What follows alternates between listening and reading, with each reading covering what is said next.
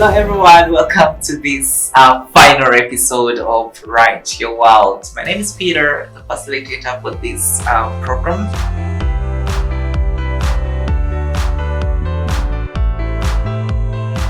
Together with Reminac Comics, we want to thank you so much for having followed us from the beginning of this season up to now. So we're going to conclude it with a more deeper engagement with writing poetry, and I'm hoping by now you have some pieces. They don't need to be perfect because it should be work in development and progress, and that is okay. And by the way, let me tell you this, something I learned from a few writing classes that I attended. It doesn't need to be perfect. It never is supposed to be perfect. In fact, if you write something perfect at the first write up, something is wrong. Are you a genius? Well, yes, but really accept and allow yourself to make errors as you're writing. Allow yourself to be adjustable and flexible, and also, you can always from the imperfections we get the perfect perfections that we want to have. Okay, it's okay to have perfect imperfections, for those really make your work seem worth. Okay, so what are we talking about? Writing poetry today deeply. I talked about the tone, mood, and attitude, but I want to help you learn how to use words, how to choose words. So we are going to talk about two things among the few things that we're going to talk about today: diction and register. Let me first talk about register briefly. I don't want you to confuse register with this, particular book, they call Katura Krenma Present Son. Nope. No, darling. No. That is not the register we're talking about. Register, we're talking about using specific words in a specific situation. For example, if I said, you get baking powder, you get wheat flour, you get maybe margarine, you get butter if you want, you get milk and eggs, and mix them together and start your kneading. Probably if you're quick enough, you would know that I'm talking about baking, even without me telling you that I'm talking about baking. That is register. Words that are used in specific particular situations. Okay, so if you're talking about death, we expect your work to have a particular kind of selection with words. Now, diction is basically just the choice of words. Okay, I could say, I was extremely sad, but I could say, well, I was distraught.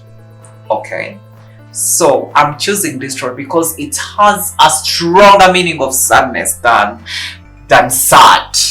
Okay, I could say it is entirely melancholic, sad and serious, other than saying I was sad and serious. So that's diction. You want to choose words. Does that mean that you're going to use complicated language? I don't let me say this as we're concluding this season. Just because you know complicated words doesn't mean you should use them. It's okay to know them, but also the problem is when we use overly complicated, complex words, we are breaking the communication. That's why readership is very important to consider. You have to consider the people that are going to read your work. It's okay to always, fix in a strong word. Okay, it's always okay, but yeah, you don't have to really make the entire text seem like a collection of alien words or strange words. You use such words that you yourself you can't understand. That's not what makes a good writer. Not really. It's just a myth. But it can also be an expression that you are really good with the vocabulary. And it's okay to be good with the vocabulary. But as you are good, you should also be able to be good at using it very well. Okay, so how do I get my piece very interesting? Simply, like I said before, plenty of images. Use images that appeal to the sense of hearing, sense of smell, sense of taste, and then the olfactory, the smell, then the visual. Let your reader see what you are saying. Okay, let them see it, let them smell what you're writing, let them hear what you're writing. Okay, let them feel the movement of what you are describing as something that is moving. That is imagery. You have to use a lot of images, and also description. When you describe, you eminently show us what you want us to see, instead of you telling us. For example, if I told you that my director is very tall, that is me telling you. But if I wrote my director is maybe 6.5, and he has such long legs, about this length, I'm specific, it's better. Okay, it's better than just me telling you of how. So you want to know my producer? No, when you just moving, you'll see a tall person. How many tall people are you going to find? Okay, so that's not really specific enough. So you need to be specific in your writing. Okay, the speaker, which is a speaking voice, I told you, it doesn't matter if you're writing about complaining about gender-based violence, or you're talking about men who beat the women, and you want it to come from a woman's point of view. It's okay, regardless of whether you are a man, a boy, you can use a woman to speak.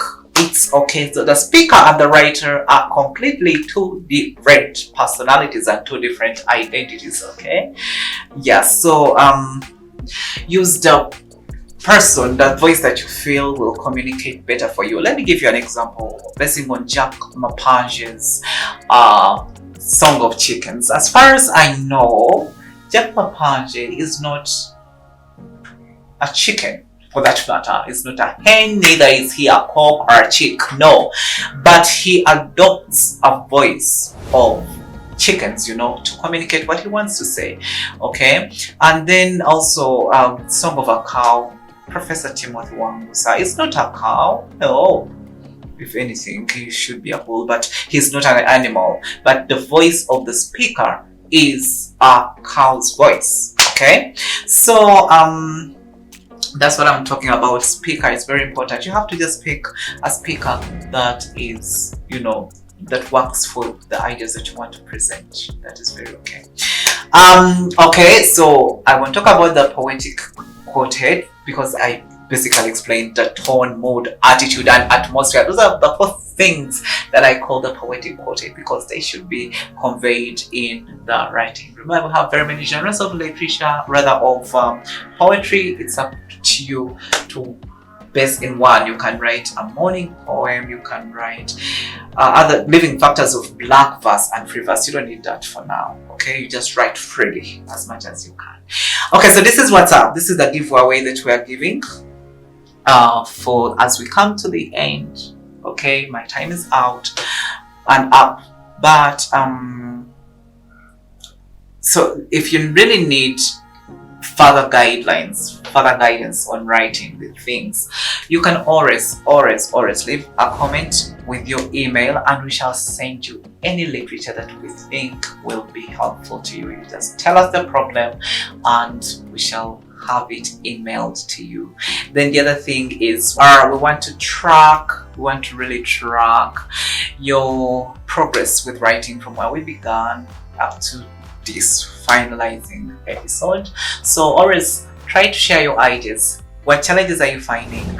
How fun is it? Has it become since we introduced this to you? We really want to catch up with whatever you're doing, and we hope you are becoming the epic writer that we want to see. So in the next series, we shall be presenting just a peep in. I'm not even supposed to do this. I hope it's not deleted. We are going to do a lot of short stories, and then the novel, and then the drama part, maybe fantasy, maybe. So until then, stay safe, be good people, keep practicing with your writing, and yes, please keep the love coming in. Subscribe, like whatever you see in there, share the videos, and do not forget to tap on the bell for all our new releases that will be coming in. We love you so much. keep the spirit up, and we hope to see you grow into an epic writer. I am out. My name is Peter. It has been an honor to really present this show to you. Love you so much from the Reminac TV team. So say it with me. Bye.